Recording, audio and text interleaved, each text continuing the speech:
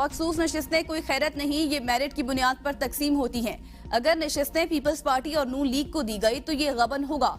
सदारती इंतखाबात भी मुतनाज़ हो जाएंगे, फिर हम सुप्रीम कोर्ट जाएंगे। पीटीआई रहनुमाओं की सहाफियों से गुफ्तगू। अली जफर ने कहा कि सुन्नी इत्तेहाद काउंसिल के इलेक्शन कमीशन को खत का इस केस से कोई ताल्लुक नहीं। खत सेक्शन 206 के जवाब में लिखा था। खत में कहीं नहीं लिखा कि मखसूस नशिस्तें नहीं चाहिए।